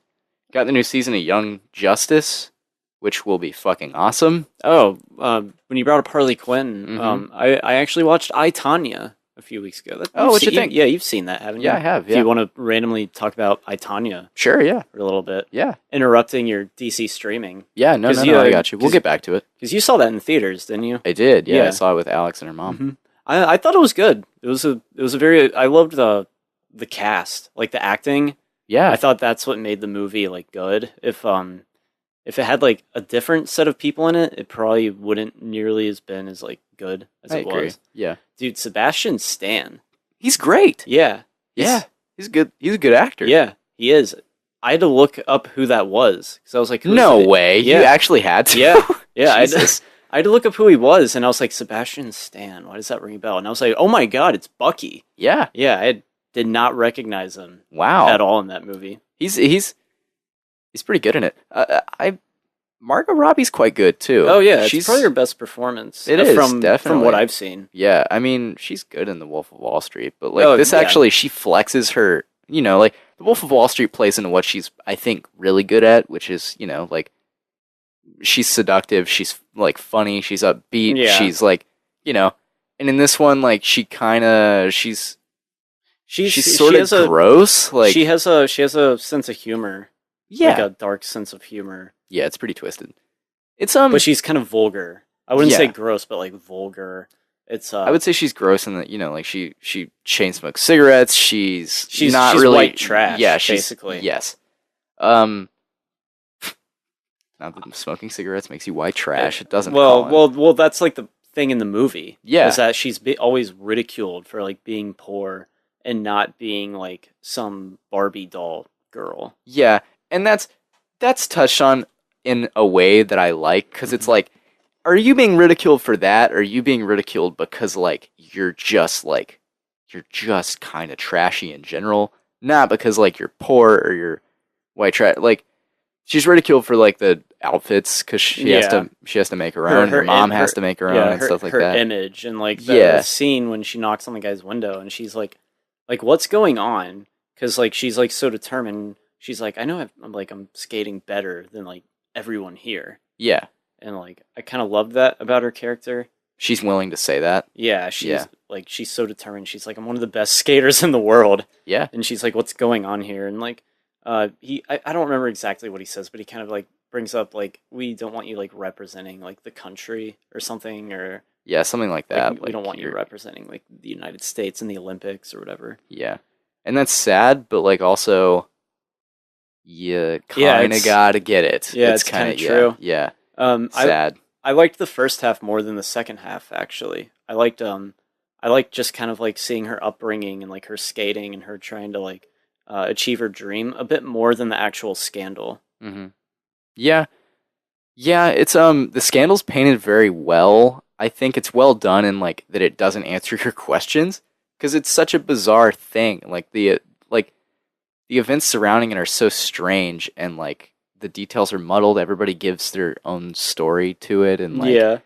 why would you just paint it black and white? Like it's not black and white. When in reality, it's pretty black and white. She absolutely orchestrated that. Well, But- this movie portrays her that it's more of her husband's fault. Yeah, And even it's then, it's like the incompetence of his like fat Star Trek watching friend. amazing. Like amazing that's a real thing. Is that Like, real? Because I was wondering. I didn't do research into the scandal afterwards, but I was like, is that guy like that guy had to have been invented? Well, did you for watch the the movie? credits? Like they played like his news testimony or something about like how he's talking about how he's like a covert FBI agent and stuff like that. Like, and that he's had years of training and experience and Like stuff. like actual archived footage. Yeah, I don't think I saw that. Actually, it's pretty. I think they played in the credits. Maybe I saw it somewhere else. So the fat dude who sent the letters, he's actually real. Yeah, he's a real guy. Okay. Yeah. I mean, I find they portray it that way, but also they're telling like they have all these testimonies like, and they're telling the story of what they said. Like it's each of their sides of the story told like in a coherent manner, and like, but also it gets muddled sometimes. You know what I mean? Like, but not in a flaw way. Like in the way where like, did Tonya like try to shoot Jeff Galooly? Yeah. Did she try to like shoot him in the house? You don't know. Like you that's don't done, know. That's done more stylized, like to Yeah. show their like destructive relationship. Well, yeah, it's like that's kind of how the whole movie is, though. Like it's stylized in the way that like, did that happen? Did it not? Doesn't answer the question, but it'll show it. Did like, he actually go over to her house and like put a gun to his head and like kidnap Yeah. her? It's like maybe. Yeah. maybe Were he they did. stopped by the police? Yeah. And like It could be she more. was bleeding or something. And, like it definitely did not look good. But And he like, just talks the cop out of it. He's like, "No, yeah, just." And he gets away with it, even though there's like liquor bottles. Like, yeah. And does he everywhere in the outright car. deny that ever happened? I'm pretty sure he denies that happened. Yeah, well, that's the thing. Like, they're always like kind of. Did it They happen? talk to the camera. They're Yeah. like, "Oh, it didn't go quite this way, or whatever." That's one thing that I'm also kind of on the fence with this movie is that like faux documentary presentation. It works, but it kind of felt like a crutch for the screenplay. Sure. You know? Yeah, I mean, apparently these interviews actually happen, so at least there's that. Like, it's based on some truth. Like those Okay. interviews, I like, didn't know that. from that perspective. Well, yeah, because they play them in the credits, like about like how these interviews are really, they were real. They're not transcribed for the movie, but like the movie's based off of these interviews that were given after the fact, and they play some clips of that in the credits, just to show like, here's what how movies do that, Mhm. especially movies based on true stories. Yeah, They play at real the life end. archive footage. Yeah, and I liked it. I liked I, Tonya a lot. Yeah, it was good. I watched it on Hulu. Allison Janney, she was wicked. She was She was gross. skate She- wet. God. Go ahead, piss your pants. That was pretty fucked up, but pretty cool too. I mean, good moment. It's pretty horrible, but it's a good moment. I loved how epic the movie made the triple axle. Like, you get it. It's Yeah. like, damn, that's I don't know anything about ice skating, but now I'm just like watching. I'm like, damn, that is hard to land. Yeah, it's It's like 3.5 I like- spins. yeah. I like that. I like how it's led up to like everybody's just like, yeah, that thing's fucking insane. Mm-hmm. Like pretty much everybody, like whatever side they were on, is just like, yep, that shit was hard. It's a difficult move, but yeah, I mean, I imagine it had to be insane. But yeah, just the whole thing, like it's a polarizing event in history. Does it paint her as a good guy? Yes, it does. But it also paints her as insane. You feel for her when You do. she is banned from the Ice Skating Association. Yeah, you do. And like she was like one of the best ice skaters in the world, basically. And now she's just like a regular person. Yeah. And like I think it's at the beginning. She's like, no one really like brings this up to her anymore. Like this past like life of glory that she lived, and now she's just kind of like this regular person that she was probably always like kind of destined to be if it weren't for ice skating. Yeah. It's a good movie. Mhm. It's a good movie. It's I don't know. She was. Have you do you know anything about like that event at all? Apparently, it was a big scandal. Yeah. it was a massive scandal. Yeah. The why when Nancy Kerrigan, she's like, why Mhm. that's kind of like a big thing in like pop culture that's been Yeah. parodied before. Yeah. She definitely orchestrated that or had a hand in that. There's no way. Like, she ended up being convicted. Like, she wasn't convicted, but like she was banned. You know, like Yeah, she had to serve. She was she- like on probation or yeah, whatever. She had to she had- serve some. She had some debt to pay. Yeah, there was something. I liked in the movie, like, it kind of breezes over that. That's not the story it's trying to tell. That's not the story Tonya Harding wanted to tell. It's I, Tonya. Mm-hmm. That's what she's telling. She's telling her side of it. So it's like, it doesn't show the obviously incriminating evidence they found. Because they found some, but it's like, didn't matter. Doesn't matter to the story that we're trying to tell. Yeah, it's through her perspective. Yeah. Sometimes. Yeah, but she did it. Mhm. She absolutely had something to do with that. Anyway, back to this DC Universe thing. Are you gonna get it? Yeah, I'll get it. Really? Because it sounds cool. And like you got movies like The Dark Knight, all these Justice League animated movies, the Batman Beyond, the 2 seasons of that, 3 seasons actually, 3 seasons of Batman Beyond. The Young Justice thing. Like it's gonna be pretty cool. And, I don't know. I'm kind of excited about that. It'll be cool. You got Superman 1978 on there. I don't know. Cool little features. It'll probably not be that expensive in relativity. I'm sure it won't be that like big of a juggernaut streaming platform. No. But But like seeing Young Justice season 3 for me is enough of an incentive to get it. I'll get it. I just want the Spider-Man animated series back on Hulu. Why did they take it off? I don't know. Probably because Ari Avad, Avi Arad. Avi Arad, I'm sure he took it off. He was like, "Oh, money. I guess they'll just have to buy the DVDs that has like an arc on them." Yeah. I want the complete series. There's a fan made Blu-ray box set of it, but it's like $100 or something, and it's not official. And Why would you get an unofficial Blu-ray for $100? Yeah. It feels kind of weird. Yeah, that is a little. It's hard to justify doing that or shelling Mhm. out that much money for that. I don't know. I was explaining like Avi Arad and all of those like maneuverings, how political Spider-Man has been. Like not Spider-Man the character, but like the rights to him and like what they want to do. Merchandising, the overall product. Yeah, I was explaining that to Alex, and like I didn't realize how like unsettling-ish like it always like it is, like how like essentially like one guy fucked up the whole thing, like it's Avi Arad, he's to blame, and he's contractually like mixed in with all these movies. He's listed as a producer because like he's like a fucking leech. He's put himself on this product. Did he buy Spider-Man when Marvel was going bankrupt? I don't remember exactly what happened. Like he's pretty much, I think. Like you could, because he's you just could like look he's it just up like exactly what happened. He's just some guy who has like ties to Spider-Man. Yeah, and like something early days went on to where there was a contract signed that he was like involved with the character for like the rest of eternity until he fucking dies. Probably after he dies too. He's gonna still be listed. He's but still like, yeah, they he's probably have still to gonna put have an in memoriam for him. and everything Spider-Man related. Yeah, But but he has nothing to do with it now. I believe they've completely cut ties with him. really, But he doesn't have any say in what goes on with these movies that Marvel makes. but his name is still His on it. name And is still has to he be probably on it. gets some cut of the paycheck. Probably.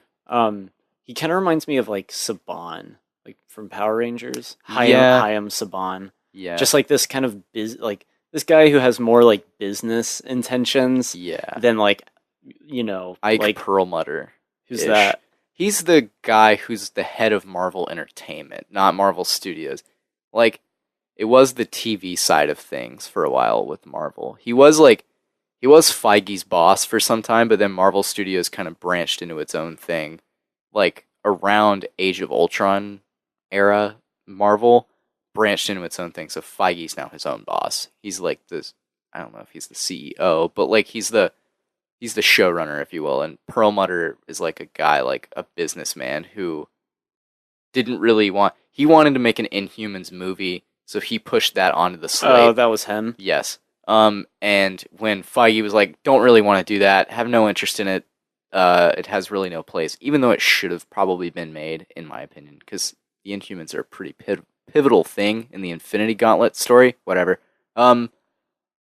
It ended up getting pushed to TV and done terribly for the sake of doing it, for the sake of money. They ended up probably losing money, but yeah, they had it. Given like, that it's like the most shown, expensive TV show ever, other than Game of Thrones, they had it's it super like expensive. They had it like shown in IMAX for some stupid reason. Yeah, the whole thing is shot on IMAX cameras, which is ridiculous because it looks horrible.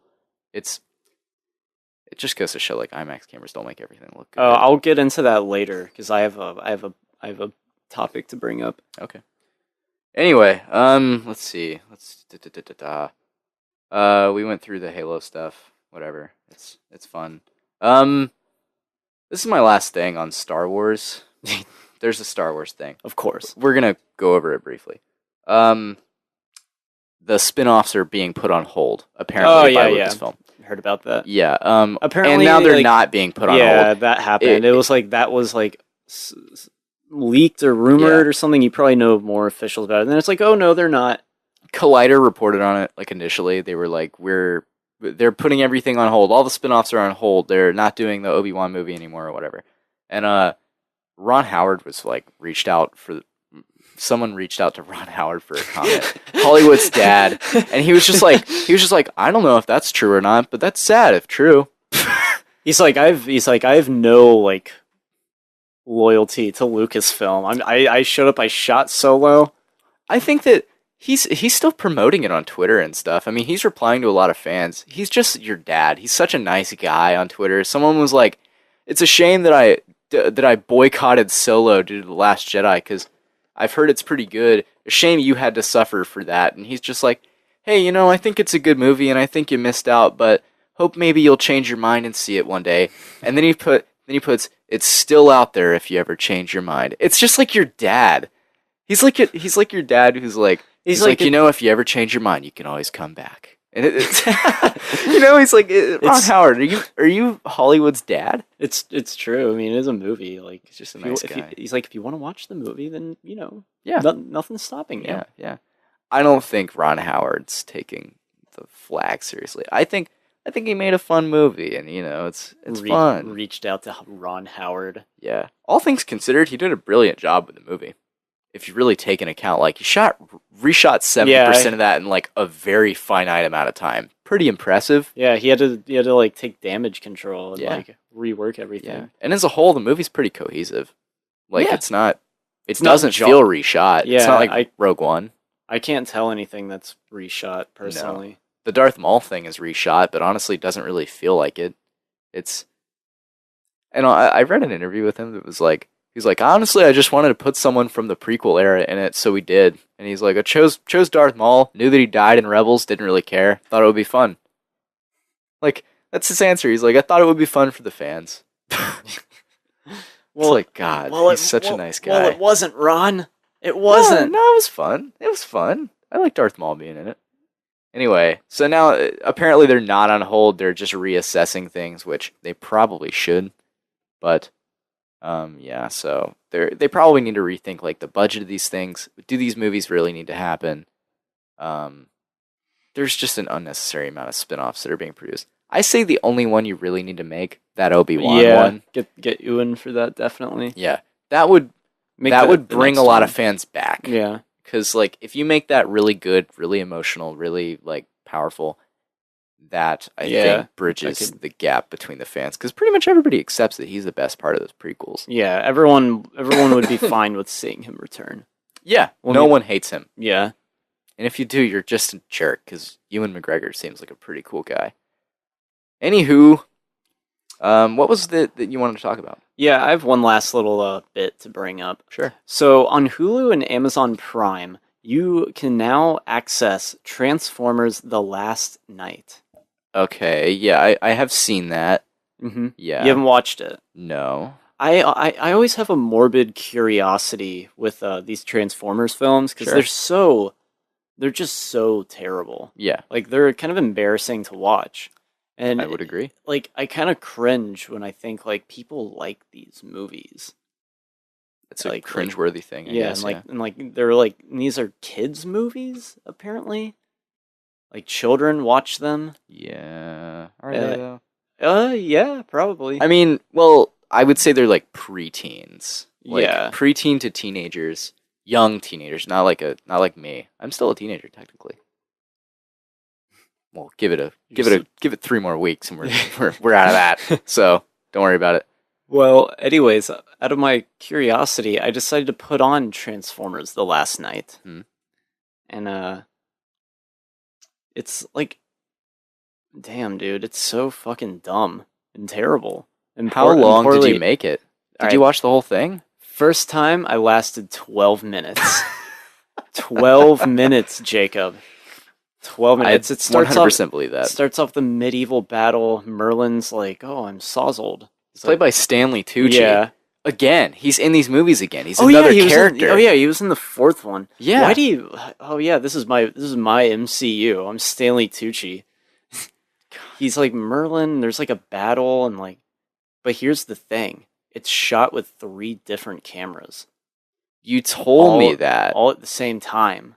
I brought this up to you. Was this when Mhm. we were at like a? It was at work, wasn't it? Yeah, it was either at work or like Circle Whataburger or K something. Yeah. All right, I forgot I brought this up, but I thought I'd bring it up on the No, it's fine. podcast. Yeah, that's what we It's do. shot in like 3 different cameras. One's IMAX, one's like a little bit of black bars, one's more black bars, and it's always going back and forth between the 3. And the movie's literally unwatchable because of that. How stupid, like, is Paramount? How stupid is Michael Bay? That's just incompetent. Yeah, it's always changing aspect ratios. People are going to notice that too. Yeah. Especially a casual viewer. They're going to be like, what's happening? Like, what's wrong with the TV? You know? Yeah. Oh, it was shot on 3 different cameras. UMC Action News 5 at 10. Sorry, might be. Sorry to do that to you. And then second time, I had a friend over. And Yeah. sorry, I just got a message from Crazy Nate. That was a bit unexpected. Apparently, Crazy Nate is going to see Coheed with us. Wow. Yeah, I wasn't, Nice. Yeah, I wasn't expecting that. That's awesome.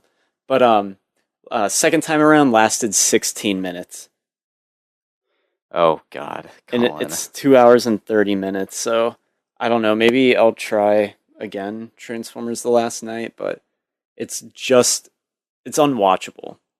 Yeah, I bet. That's What do you? Do you have any ulterior motives over there? You have No, your no. computer out. You're like typing emails and stuff. no. I'm just looking. Just looking around, you know? Just looking around at things. I'm looking at Transformers: The Last Night stuff. Just pictures of Stanley Tucci's bald head. He's fun at it. I mean, you know. His bald head, his shiny Bald head. baldness. Yep. Gotta love him. There's some movies coming out like Ant-Man and the Wasp. I'm probably not gonna be able to check that out this weekend. I'll be looking at it so that I can check it out. I want to look at it. But Yeah, I'm probably gonna have to skip that one for a little bit. Yeah. Unfortunately. yeah, it's I don't know. It looks fun. Yeah, it looks like a fun little movie, you know? Ant-Man Looks- and the Wasp. I It like- takes 2 to make things alright. Yeah. I'm I- tired of seeing that yeah, trailer. I I'm am very too. tired of seeing that trailer. It always happens. There's always that trailer that you keep seeing at the movie It's Mission theater. Impossible Fallout's Yeah. first trailer. They're showing a new one now, which is good. It's, Rampage was like that for the longest yeah. time. Jurassic World touched on it a little bit with the you know, we have to rescue Op to go save the dinosaurs. What could go wrong? Ooh, God, kill me. I don't know. It's it's fine. It's fine. It's fine. It's gonna be fine. I like that these movies seem to be the most kid oriented in the MCU. You need one of them to be. You need product. You do. I mean, like you want one of these things to be like oriented toward children mostly, and I enjoy that this one is for the most part. Ant-Man's not a bad choice for that. You know what I mean? It's Paul Rudd. He can do comedy. Yeah, he can do comedy. Very well. He's accessible to kids in these movies, not really in his comedy beforehand, but like he's good. He's likable. Yeah. He's kind, he's friendly. He is. So, He is. I think that's going to wrap it up for the podcast, Jacob. I think it will too. Oh God. So It's we ran through Snyder's roster today. we did. We needed something, you know? We need a little bit of something. Some substance in this there. podcast. Yeah, we did. All right, Jacob, so where can we find you? You can find me on Twitter and Instagram and Gmail at Jacob's Wetsuit, all one word, Jacob's Wetsuit. Yeah, you can do all those. Where can we find you, Collin? Check out my Letterboxd. Yep. I'm having fun with that. If you want to look through my ratings, see what I've given the coveted 5-star, 4.5 stars, some of my poorly written reviews as has been brought up. Well, they're not. Alex just takes issue with them, I feel like, because she's like, God, these are like unreadable for her because like she's a literal grammar Nazi. I wasn't thinking of anything at first. Like, oh, it's like a YouTube comment. Just type up like a little review. Like, who cares? No, it's fine. It's no, I don't think she really cares. But she was like, God, his grammar is way worse than you'd think it would be. I was like, it's fine. I could always edit them for you. I'm not the most lingual, but is lingual a word for that? Why should I even ask you? Perhaps, I guess. Perhaps, yeah. Lingual? Lingual, like bilingual, linguist. Sure, I suppose. Alex's minor was in linguistics. I don't know, actually. I can't remember what she got degrees in. I'll write her some alien language for a Letterboxd review and be like, here you go.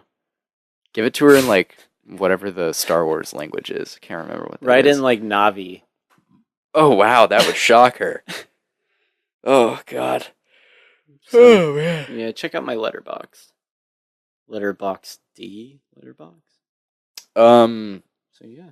Well, thanks for listening. Yep, thanks for listening, guys. I wanted to do one more thing if I get the chance. I don't know. Hold on. The bomb underneath the table is about to go off. Okay, that's not what we were talking about, Colin. That wasn't what I was saying. I'm trying to see here. Hold on. Maybe I can't find this story. There was recently an old friend in Tallahassee. This is getting sad now. An old friend in Tallahassee, something tragic happened. I was seeing if there's a donation page or something we could link at the bottom, but I'm not finding one. If I do find a donation page, I will link it below. Pretty tragic incident happened over this past weekend to a family in Tallahassee. So if you guys want to donate, that'd be great. That would be really nice. I'm sure they would really appreciate that. If I find anything, I will link it in the description. There's probably a GoFundMe. I'm not going to link something that I don't know is verified as actual. I'm not going to link it to someone trying to take advantage of somebody. If they might need the money. But yeah, this is a pretty horrible thing that happened in Tallahassee this past weekend. So if you guys want to go donate, help out a family that could really use it right now, you guys can always feel free to go do that. Anyway, thank you guys for listening. We appreciate it. We really do. Thank you for all the new listeners out there. Thanks for just being you, you know? I was told by last week, the person on Twitter who, Bossy McKnow-it-all CPA, whatever. Do you remember that? The one you message and they're like, yes. Thanks. No, different person. Sorry. That was a different person. I found that even funnier. They were just, I actually follow that woman on Twitter that just replied in the most curt of forms, thanks, to my very heartfelt message. Thank you. Yeah, just thanks. She posted something today, and it was quite religious. And I was like, oh, okay, so I definitely went for the wrong person, so that's nice. Anyway. So, yeah. What was I saying? I can't remember. Something about, Twitter? Bossy Twitter. She said that we are a very good podcast when not looking for something serious, and that is a good thing. Yeah, that is. Yeah, But I don't yeah. think we're trying to we're not talking anything political. Yeah, or, no. We try to stay away from controversial. politics, actually, for the most part. We've made some hints at what our political ideologies might be. I mean, I'm down for the Space Force. It sounds amazing. Yeah. I want it because it's comedy. Like, it's good. That's good. You know what I mean? All the memes about it. So many memes. It is pretty memeable. It is pretty memeable. I don't know. Space Force. It sounds hilarious. Yeah, like Starship Troopers or something. Yeah, All right. Well, it needs to be done. I'm out of here, everyone. Okay, well, Colin's leaving. Word to your mother. It's fucking hip. Oh, God. All right. Thanks for listening, guys. Take it easy. Have a good one. Bye. My calculations are correct. When this baby hits 88 miles per hour, you're gonna see some serious shit.